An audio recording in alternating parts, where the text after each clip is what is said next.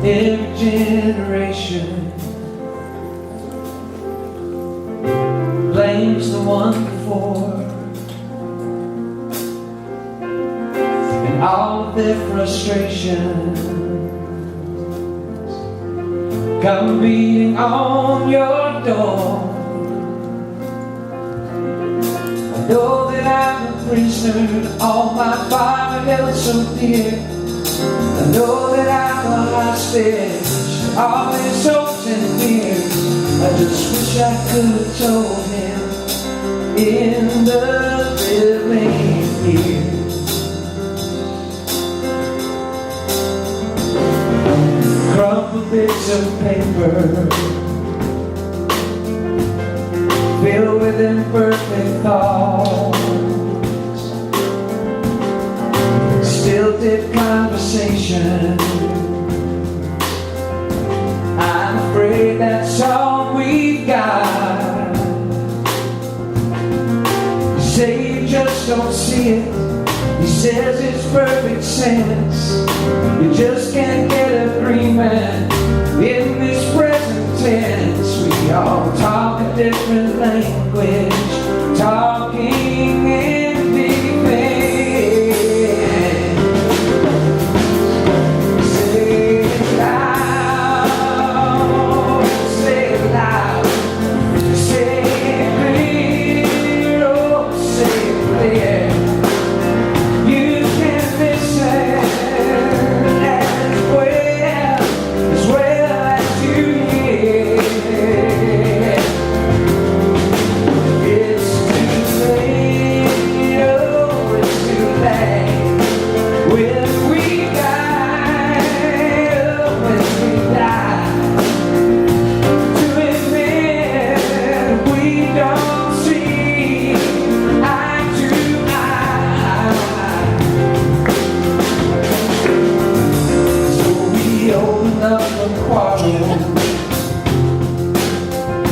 Between the present and the past,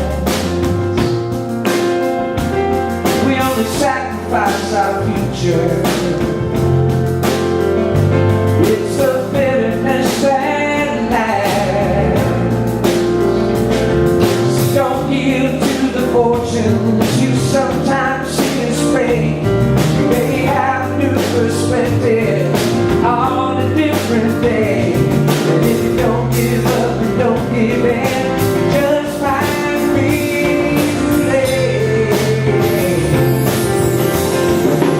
Say it loud, say it loud, say it clear, oh, say it clear. You can listen as well as you hear.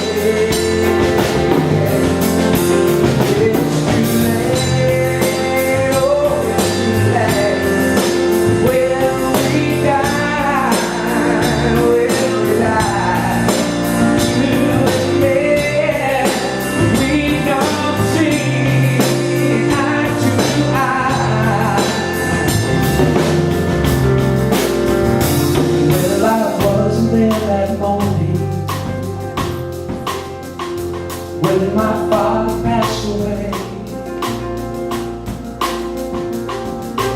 Didn't get to tell him all the things I had to say. I think I caught his spirit later that same year. Sure, I heard his echo, my baby's newborn tears. I just wish I could have told him in the living years. I just wish I could have told him in the living years. Oh yeah, I just wish I could have told him in the living years. Oh.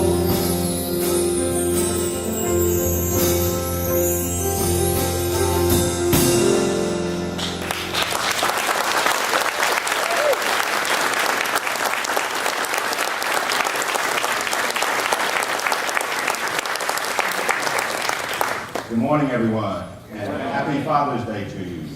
That's a great way to begin the service. Today is Father's Day, and today the service is brought to you by the Men's Circle of the Center of Spiritual Living. So you're going to see some things that are just a little bit different than normal, and mainly what you're going to see is the men in charge. I want to let you know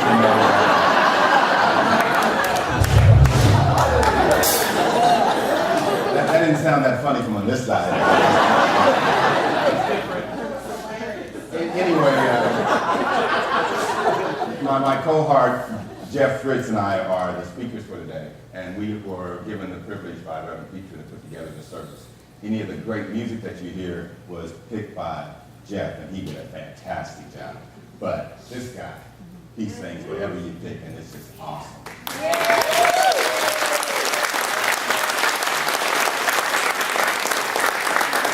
So I invite you, no matter where you're from, what religion, what church, wherever you may have come from, this is a place that we call home. And most of us, when we come here, we feel that, and we feel like, hey, I'm home.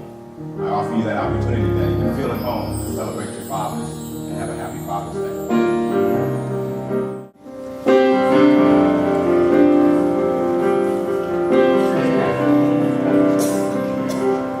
I hope the days come easy and the moments pass slow.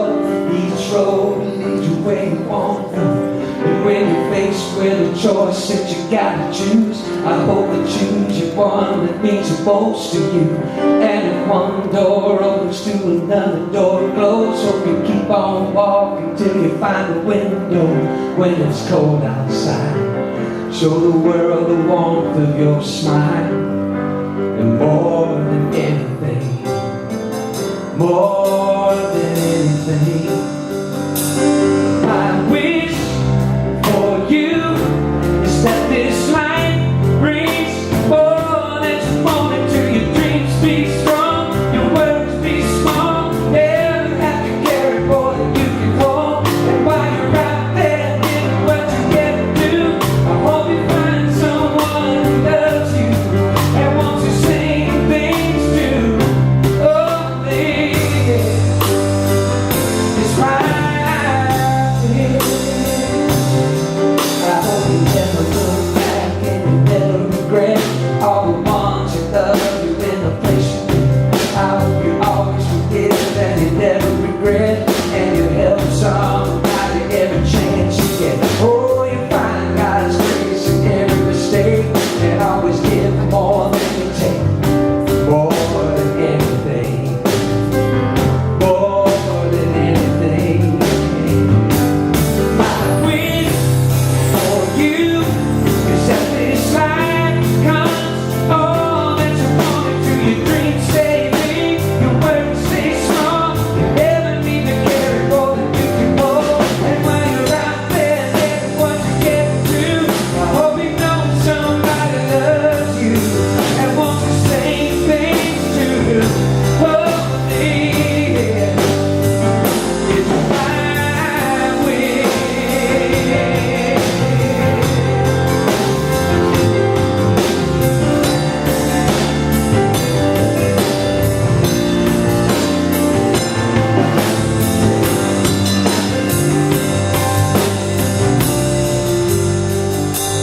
My wish for you is that this life comes all that you want to. Your dreams stay big, your words stay small.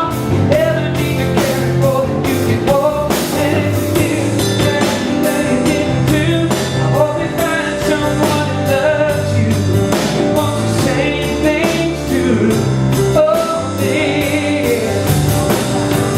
My wish for you is that this life comes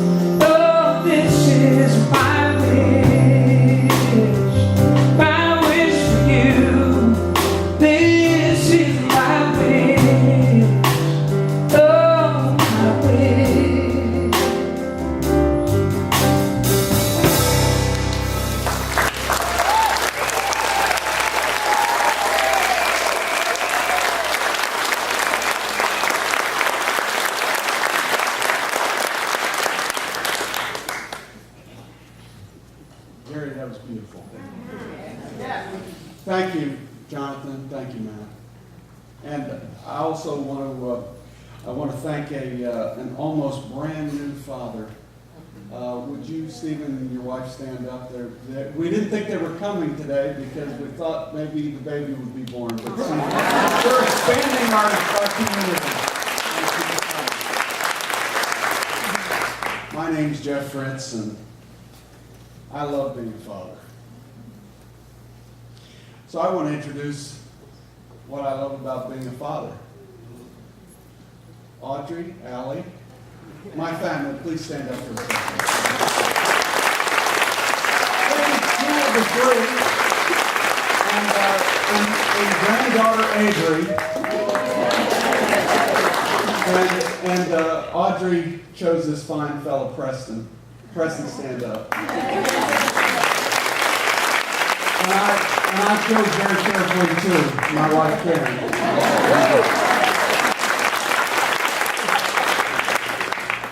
Thank you for being here. Our third daughter is in San Antonio. She had her second child, Kate, last week, and she couldn't make it up here today. Thank you. That's good.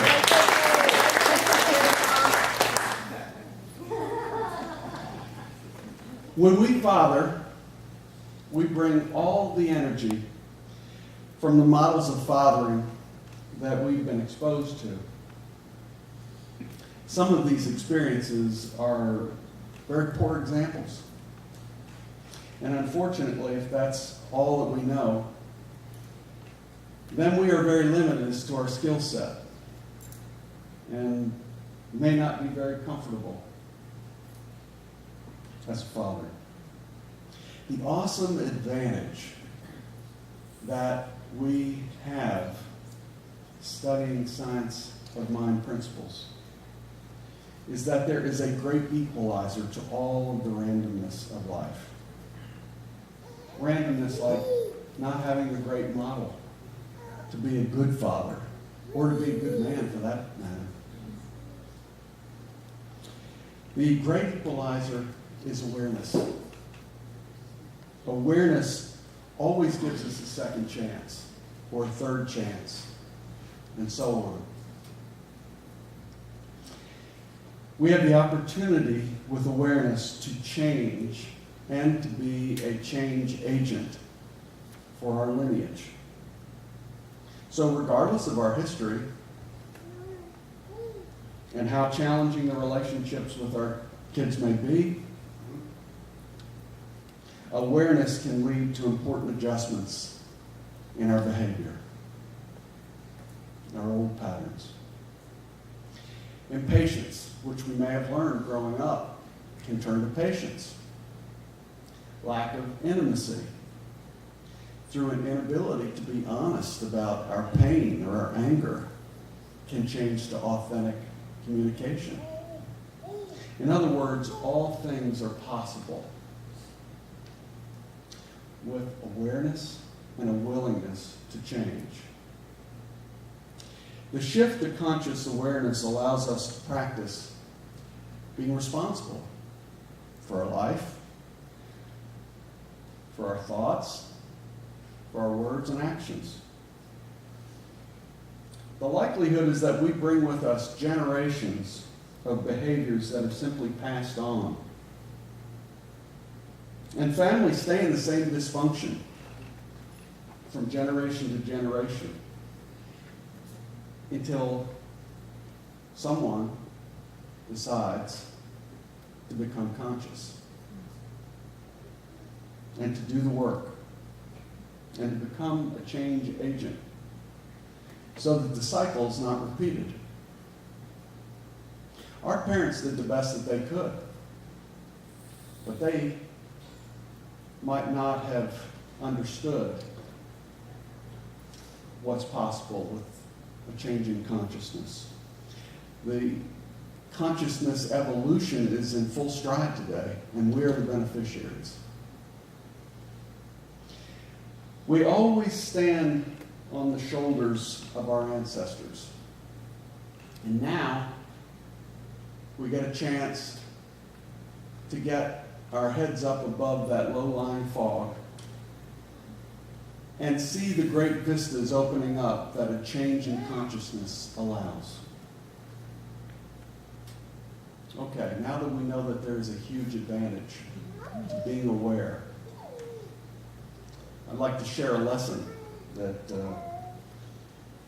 I learned at a 6th grade commencement at a grade school that all 3 of my daughters attended. It was delivered by a comedian. It's very simple.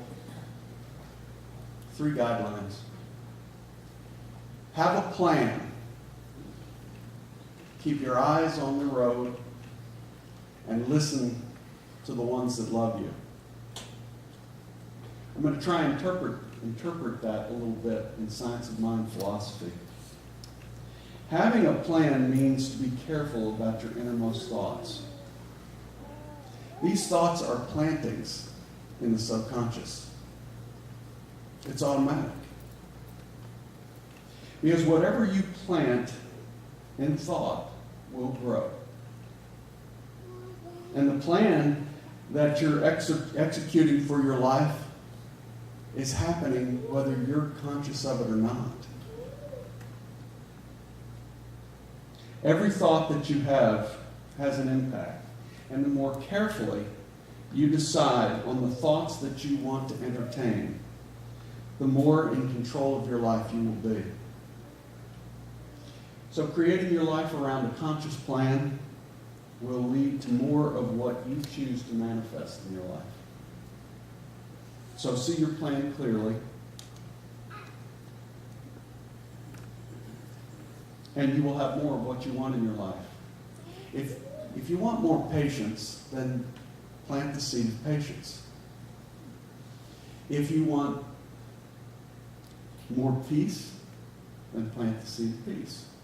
If you want more truth, then plant the seed of authenticity. Be certain of one thing. Whatever you plant will grow. And your fathering skills will grow. And you will model patience and peace and honesty.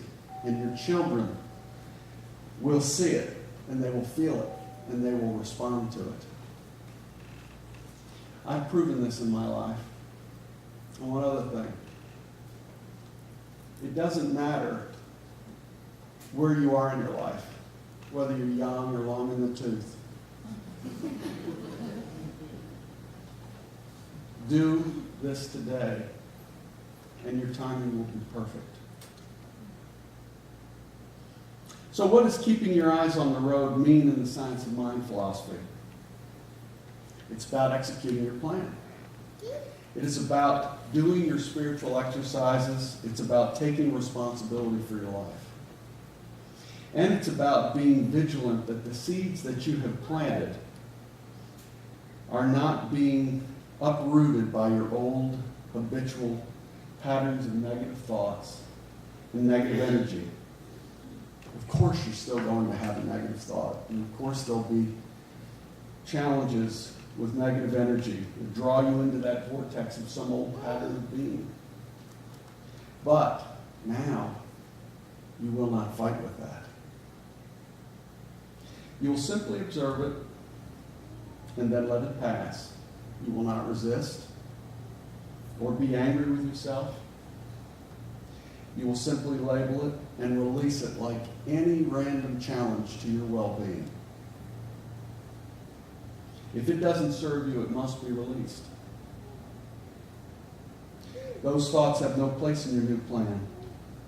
They're irrelevant. Let them go. Okay, we have a plan.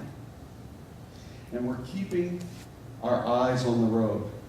What does the Science of Mind say about the statement? Listen to the people that love you. This was the hardest lesson for me to learn in my life. And I think it has a lot to do with how we're indoctrinated. I think there's a lot of energy in this culture around being quite independent. Guys are Marlboro men or tough. We feel so alone so often.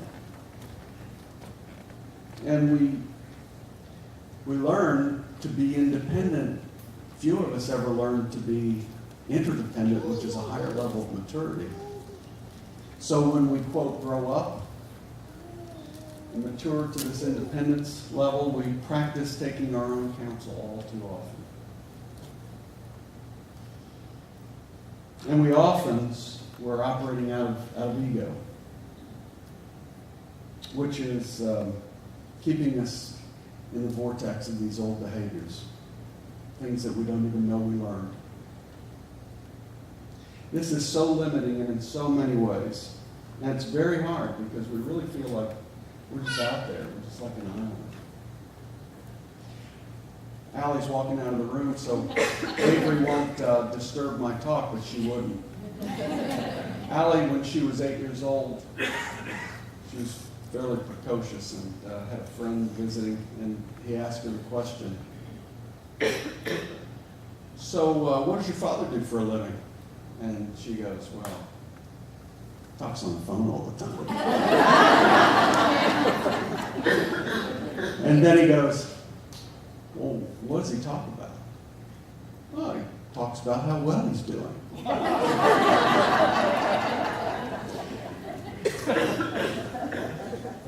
Isn't that sad?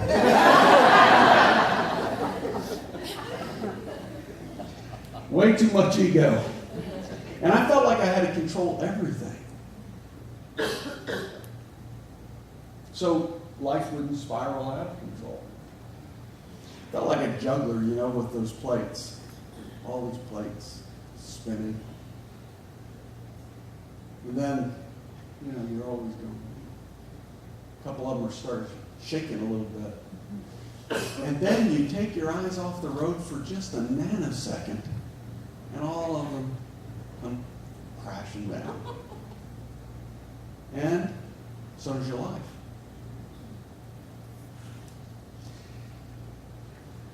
We can only live this way for so long, and there's really no joy in it. I lived there, and I can say that the crash is a terrible experience. Everything has to be rebuilt. The pain and confusion are overwhelming. And I know that there can be great growth in great pain, but I'm not recommending it. It doesn't have to happen. We can listen to the people that love us. And we can avoid having to control everything. We can mature to interdependence by learning to be present and knowing that we are all connected anyway, already. So we learn to accept things and people just the way they are. We stop resisting, and the need to control melts away. We learn to stay right here, right now, in this eternal moment. We listen to the voices of love. The voices that we trust, and that still small voice inside, that's God speaking to us. The universal mind, the never-ending wellspring of all that is good. That voice will remind you of your plan and continue to guide you when you have planted the seeds of patience and peace and authenticity. And your subconscious will grow them, because God always says yes to our plan. And now you're free to listen to your inner guidance, and you will not make a mistake. If your children tell you that they're afraid of you, listen to them. If they tell you that you're never around, listen to them. Or if they say that even when you're around, you don't seem like you're there, listen to them. And when you're listening, be still. develop your plan, a conscious plan. Keep your eyes on the road, and always listen to the people that love you.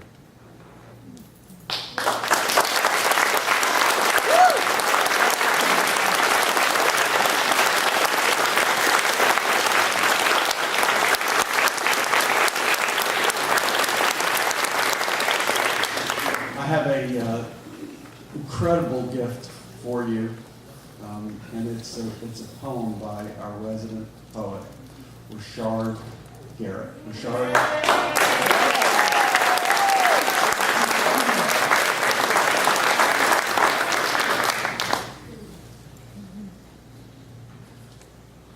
Good morning. Is this thing okay? What I'm about to do is dedicated to all fathers. And when I say fathers, I mean any and all forms of fathers, whether it's a stepfather, biological father, godfather, or just someone who plays an integral part in your life. And more specifically, I'd like to dedicate this to the memory of someone who played that role in my life, named Bonnie, who I met in my early 20s. He was sort of a mentor to me. And he passed away this past year, shall I say, transition. And so I decided to call this Much More. And the reason I decided to call this Much More is that because he was, for me and for many more, a beloved and trusted mentor. For me, you see, the relationship just meant more, much more. I suppose I would say that I had come to know him as more of a father figure. Funny how I never would have guessed that when we first met that our friendship would have progressed and grown, and he would become the closest thing that I know as a father. Go figure. Perhaps I would have figured if I had considered how he would make it so easy to approach him and even easier to get to know him. In fact, I would liken him to a really, really good book, and that he always remained open. And so as I opened up and continued exploring him, I discovered that he was a valedictorian student of life, as well as a loving father for his children, and a loving husband for his wife. His value for me stretched way beyond the value of price. But the most simple way that I can describe this most senior member of my tribe is to say that he was a stand-up guy. Meaning, plain and simple, that as a man who stood upon his spiritual principles, he would not break, would not fold, and only to kneel down and pray each time, each day was the only way that he would ever bend. He was a gentleman and yet a man's man. Believe me, I know I had the privilege to witness him stand as a man amongst men. And if anyone was to say to me today that my perspective is not at all objective as I wax poetic about him, honestly, I could hardly object. I mean, what would you expect? That was my man. Much more than just my friend. And my friends, if you could spare a moment, please follow me as I would love to share a moment from back then, back when I would share with him. Yes, Brundy, I would share with you my problems, and instead of you trying to solve them, what you would do is share with me a somewhat paradoxical story about someone or something that probably happened sometime way before me, knowing that for me to weave my way through the middle of your riddle-like story, I would have to learn to think for myself, which would then implore me to begin to explore me. And like a cocoon butterfly began to emerge and touch the sky, this process began to metaphysically metamorph me. But more importantly, is a most memorable lesson from during one of our sessions. And if you remember, I was definitely stressing as I desperately questioned you as far as what was I to do in regard to the stuff in my life that I was going through. I remember feeling like my life was like I was stuck in a rut, and I'd been spinning my wheel so long that I just lost my will to move. And so afraid to make a mistake that I was almost willing to give up my choice to choose. And so confused that finally I was like, man, I just don't know. And I remember as I stood there damn near about to cry, you glared into my eyes, and through my despair you replied, man, just grow. Just grow. I gotta say this. And Rabani, I don't even know if you know, but when I first heard those two little words, I must admit that I was a bit perturbed. I'm just saying, I was expecting a little bit more. But that was fallacy, because really in reality, you were just giving me much more. And so as I began to concentrate and contemplate and allow those two little words to marinate and to seep deep into my spirit, those two little words commenced to haunt me. The same way as the lyrics from my favorite song from Sade. See, what I mean is that from time to time within my subconscious mind, those two little words would play as they would gently drown out the sound of my empty echoes of my fears, and therefore consequently becoming quite simply sweet music to my ears. And on that note, I guess I would say that those two little words were instrumental and essential to my growth, which is how I know that it was much more than coincidental that we spoke, more than coincidental that we met. And right now I'm feeling even more sentimental as I think about how we would sit, you with me there as a young man, so eager to be mentally fed, yet deep inside I was feeling much more like a baby boy who was about to be intimately read his favorite bedtime story. And none of those stories ever bored me. You remember how I would sit there attentively listening as you would go on and go on about this or that and so forth and so on, and so cool as you would ooze out those silky satin lace smooth words of wisdom. And just when I thought your last word was given and you was done, you would go on and give me one more to grow on. And I swear, man, like no one, you gave of your precious time and your mind just to help me to realize that those earlier concerns, which I had termed as problems, were really rich life experiences upon which I was to experience, feed, and then proceed to grow from. Yeah, man, just grow. I get it now. We are here to just grow. And you know, what's a trip is that this lesson is the main reason why that although my own biological father chose not to bother, it no longer bothers me. Because I now realize, although at the time I could not see, that my own father was not the wrong father. In fact, he was the perfect father for me to become the man, the human, the being, the me that my soul chose to come here to be. But don't you dare tell that to that little fatherless boy who still exists somewhere deep inside of me. For he will always urge any and all forms of fathers to love, to hug, to provide, to guide, to support, and always stand beside your sons. And just know that you never have to hide or run. Just do the best you can. And know that you will be his first sample of an example of what it is to be a man. And we would also urge any and all forms of fathers to love, to hug, to protect, yet respect and never neglect your daughters.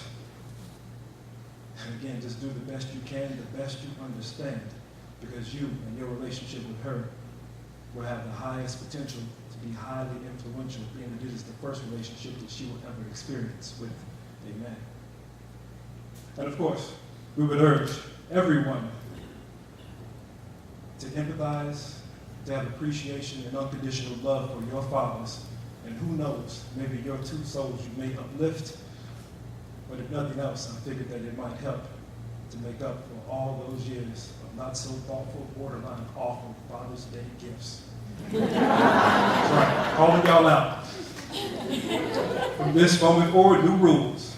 No more new ties, and no more old spice. Only much more love, understanding, and appreciation to everyone in our lives. Happy Father's Day.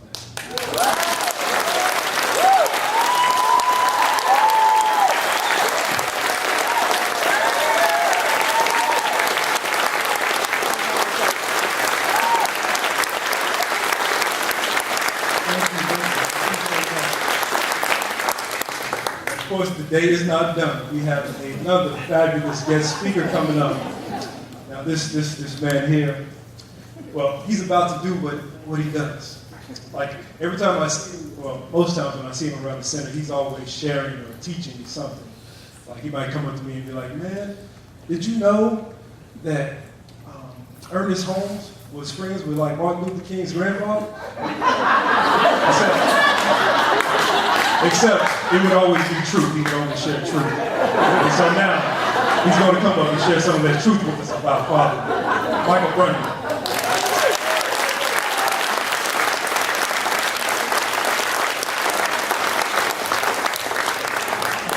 I've been given permission by Dottie, who manages our sermon, our service, to make sure everything is timely, to make sure that everything stays in time, and I'm going to take advantage of that and ask Gary, come on up and do me one verse, Gary, because Gary just sings so well, and nobody's crazy enough to speak after the shout. I think you all would agree that hearing one verse of Gary would surely be a great opening for me. Come on,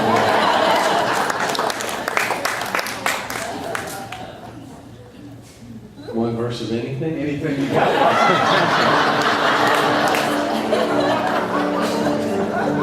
If I could be a boy again, I'd throw my caution to the wind and be the man I might have been. If I could be a boy again.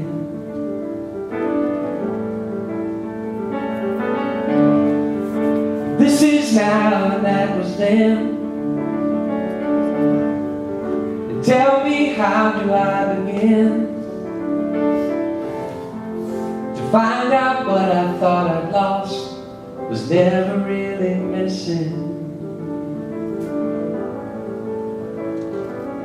If I could be a boy again, I'd throw my caution to the wind, be the man I might have been. If I could be a boy again. Oh, I think I can, I think I can, I think I can. Oh, I think I can, I think I can, I think I can be a boy again.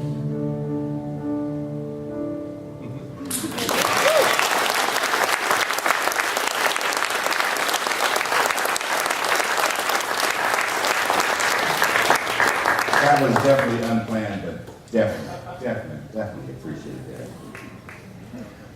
If you've been paying close attention, you'll notice that we had Jeff talk about science of mind and how that relates to being a father, particularly being a biological father. We had Rashard, who gave us an example of fathers being mentors and stepfathers and all types of fathers that can be important to us. And I want to follow up on that idea. I'm not a biological father, but I have a biological father. My biological father, in my opinion, was a great father.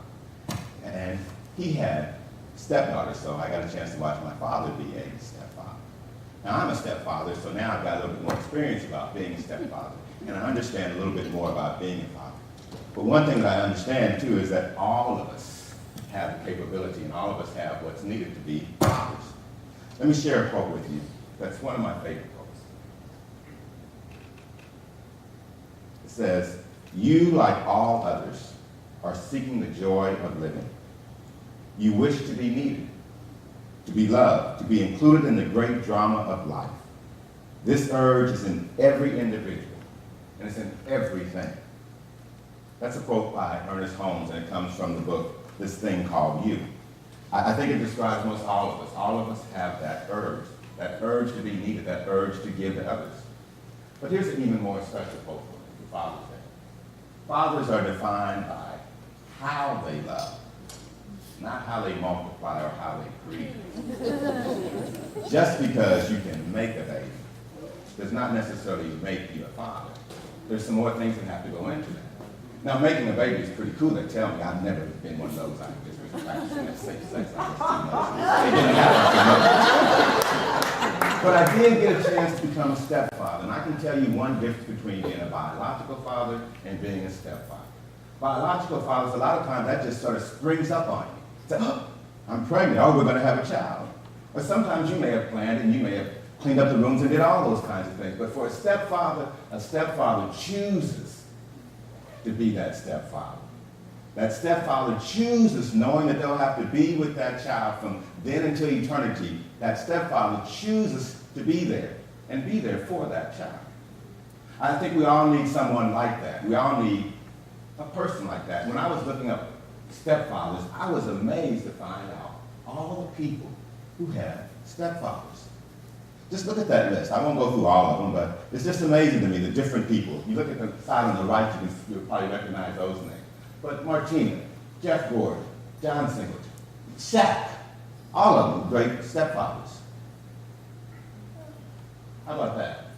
Booker T. Washington, Gerald Ford, Betty Ford, Pearl Bailey, all of those people with stepfathers. Need more? Look at that. Nancy Reagan, Irma Bonner, Jackie Kennedy Onassis, all became who they were as a result of the help of stepfathers. Now, there's one real famous stepfather that doesn't get a lot of play too much. You know, his wife gets more play than he gets. His son gets a whole lot of play, but he doesn't get a lot of play.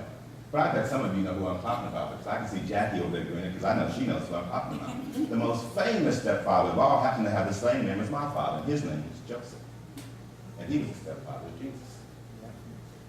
Now, I'm not sure what you guys may or may not believe, which gospel you may or may not read, but most of us have heard the story that Jesus was the Son of God and was born of a Virgin Mary.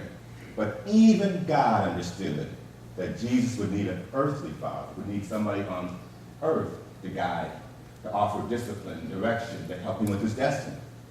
And I would submit to you that Jesus probably wouldn't have been Jesus without a stepfather. Probably wouldn't have did all those things that he did without a stepfather. I've got an Uncle John, who is deep into everybody's religion. And Uncle John will debate you about anything in the Bible, anything that they talk about in Sunday school. And his recent debate is, Michael, do you know what happened to Jesus from age 12 to age 30? Nobody knows. Do you know what happens? And he points to a certain scripture and says, oh, that's when he's at. Well, I didn't want to tell Uncle John my opinion, because I've read all kinds of books and heard all kinds of stories. And some folks say Jesus was off in the Far East in those years, learning Buddhism and Hinduism and stuff. Some folks say that, Jesus was having to learn how to get those powers under control, because if you got some of Jesus' powers, you could be a bad little kid. So somebody had to be around there to offer that kind of. So I would submit to you that what was going on with Jesus from age 12 to age 30 was Jesus was hanging out with Joseph. He was hanging out with his dad. He was getting that discipline, that direction that was going to determine the destiny of his life. I mean, it was his stepfather, his dad, who took him from Nazareth to Egypt to save him when they were killing all the boys. It was his dad who was working that had to go to Bethlehem in the first place to pay taxes. It was his dad who taught him a trade, who taught him carpentry, which is what he was doing all those lives. The most important stepfather that I can think of happened to be the stepfather of Jesus. Now, if it was good enough for Jesus, I'd say it's probably good enough for all of us too. But I also would submit to you that you don't have to necessarily be a male to be a father figure, to be a stepfather, a godfather for someone in your life. Anybody who offers that kind of direction, anybody who offers that kind of discipline, anybody who can provide unconditional love and support and protection for a child, to me, is a father and a father figure. And I think we all need those kind of people in our lives. Now, I was real lucky in my life. I got great parents. Matter of fact, I got two mothers because God knew I would need some extra help and gave me two. But the real reason probably was because my dad was a great dad and maybe not that great of a husband. But either somewhere along the line, I learned that it's important that we have male and females in our lives. We need to have that diversity of opinion, those different things to learn. And I heard that from age 1 to 5, it's important to have mothers in our lives, because that's what we call lap time. And you need some lap time when mother loves you and holds you tight and you can't do anything wrong and everything is just great. But then from 5 to 10, they call that slap time. That's daddy's time. And to me, those are the years when you learn how to say, yes, sir, no, ma'am, how to stand up straight, clean up your room, do those kinds of things, because now you're past the point of being just nurtured. Now you need to learn how to grow and how to be a part of society. And I think that if you're smart like my dad was, when you get to be about age 10 or 11, then you even reach out and let other people even help you parent those children. Because I think my dad understood that it takes a village. And when I hit about 10 or 11, about 4th grade, 5th grade, my dad was more than willing to incorporate other men into my life to help them raise me. And he let them all know that if they needed to, they could discipline me, whip me, and then report back to him so he could discipline me and whip me again. So at that age, I got Boy Scout leaders in my life, okay? I had coaches in my life at that time who all made a difference. Other men who all of a sudden came into my life to give me some balance to play off of what my dad had taught me. I'm really lucky. I come from a town called Leavenworth, Kansas. Anybody ever heard of Leavenworth, Kansas? Yeah. Prison people, y'all know about that. But right next door to Leavenworth, Kansas, right next to our town is Fort Leavenworth. So there's a fort and there's Leavenworth. And where I grew up, we had, well, it was a long time ago, okay? Long time. And let me give you some history and some education about black people. For black men, our barber shop is our country club. Okay? The barber shop is a country club. That's where everything happens. And when I was growing up, just like churches, barber shops were segregated. So all I saw were black men at the barber shop. I didn't even see women at the barber shop when I was coming up. Women didn't bring their kids, so the daddy did that. Now maybe society's changed a little bit. Now we have more single mothers, maybe that's important. But when I was growing up, you didn't see women in the barber shop, you just saw men. So the men would be there, and the men would be there to teach. Now I can remember in the beginning, my father would take me to the barber shop, and as a little kid, you know, I'd be there crying and trying to figure out what's going on. And our barber shop was run by a guy named Sergeant Litton. Sergeant Litton was an old Buffalo soldier, and he would grab my head like it was a basketball and cut all around it, and I'd be looking around, and the old men would always be laughing and all that kind of stuff, and my dad would be there. And my dad would tell me that it was okay. And he would challenge me to be a big boy and hang in there, and I know it was okay. As I grew older, I got a chance to go to the barber shop by myself. Matter of fact, from our house to the barber shop was 2 blocks. 2 more blocks got me to school. So Dad would say on Friday, stop by the barber shop. And Mr. Linton would know what to cut all my hair off, and Dad would come by and pay the next day. Let me just paint a picture for you. Mr. Linton's barber shop was a little small shop, and you would have all kinds of pictures on the wall of how you could get your hair styled and different little hair tonics, that kind of stuff. And then he'd have the Jet magazines and the Ebony magazines that all would be there. But the big thing he had was he had these pictures on the wall. And he had all these black men's pictures on the wall. And I didn't know who they were at the time. I just knew that these were guys who happened to come in the shop from time to time, and they would tell me what to do or not to do and give me some advice. But when I got older, I got a chance to find out a little bit more about those men. So let me show you who. These are the guys that I grew up with. These were the men that were my stepfathers. These were the men that made up my village. These were the men who taught me how to be well-groomed, how to stand up straight, how to do the right things. These were those men. Now, you may not all know who they are, but Frank probably knows most of them because Frank knows about that military stuff. But let me give you a little quick education, okay? If you go back in black military history, you'll find out that the first black general was Benjamin Davis. Benjamin Davis Sr. in World War I. World War II, his son took over, and he was the second general. You might know him from Red Tails in the movie, okay? But there wasn't another black general until 1971. That general's name was Roscoe Cartwright from Kansas City, Kansas, right outside my hometown. Went to the same college that I went to. I don't know if he was whispering in my ears at the barbershop or not, but he went to Kansas State Teachers College, which later on was called Emporia State College, where I went to. That guy. The second guy. You may not know him, but his name is Julius Beckton. He was head of FEMA before we knew there was a FEMA. Okay?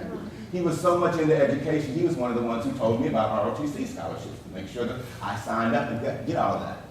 Later on, he became the president of Prairie View College. Okay? How about the next guy? Roscoe Robinson. Okay? Roscoe Robinson was the first black 4-star general.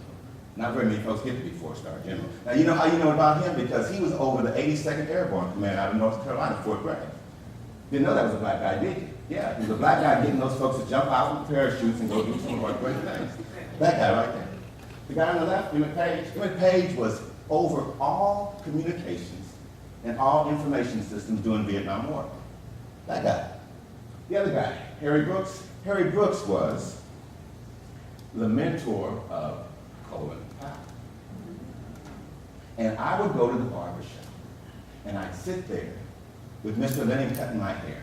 And on one day, the new commandant of Fort Leavenworth, the second in command, showed up.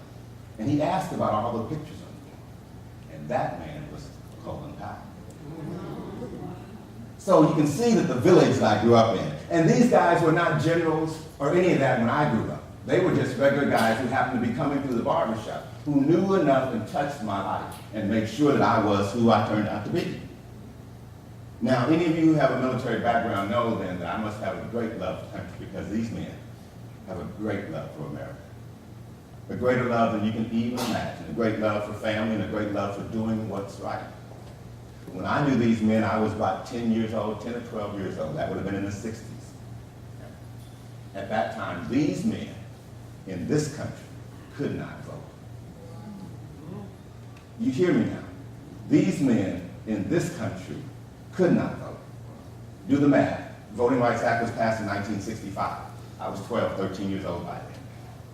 To be those kind of men and to have that kind of commitment, that sense of character, says a whole lot. And I'm so proud to say that these are the men that helped make me.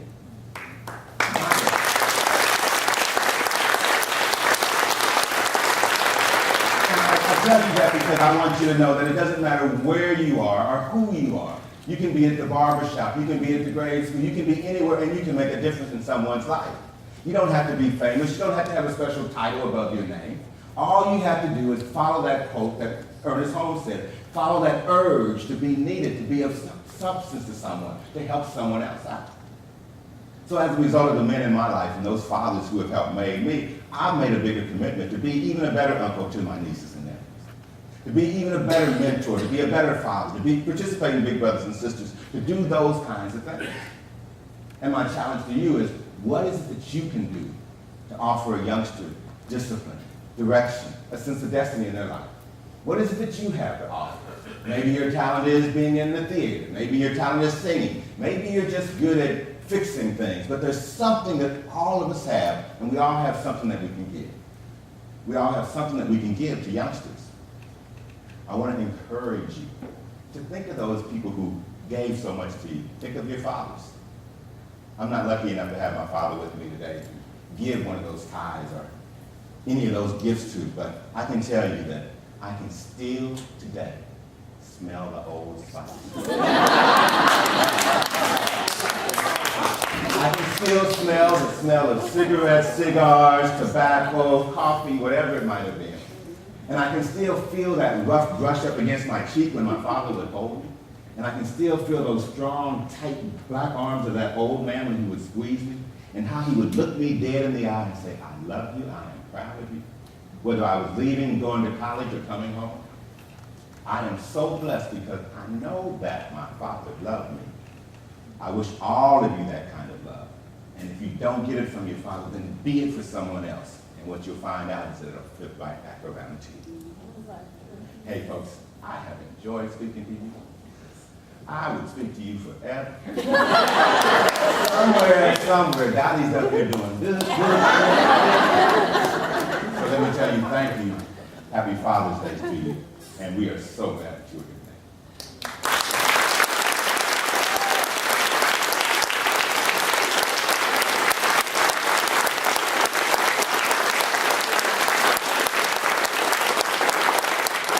Now we'll have a blessing and our treatment by Jeff.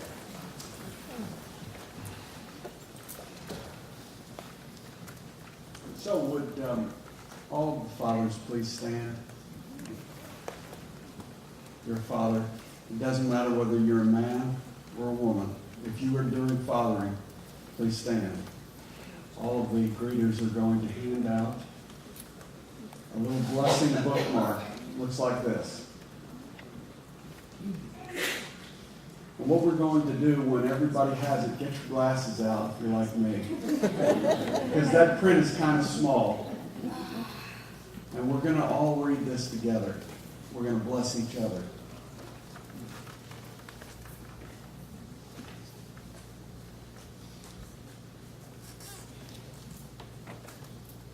Does anyone not have a card? Over here, Kathy. Here's one.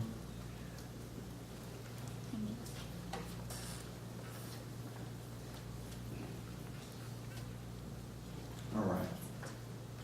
One more? You have it? All right, now we're going to read. Everybody together, please. Fathers, in your silent reflections, imagine yourself as blessed with the humbling responsibility of fatherhood. Now see this fatherhood in terms of a guided level of patience, energy, and creative leadership, always grounded in love. Imagine your role as one who teaches and learns, and in all ways puts the best interests of the child as your first priority. Now relax and have fun, because your faith in this fatherhood prototype is planted in the spiritual plane, which will guide you in all ways as you fulfill your duties. You can never fail. And so it is.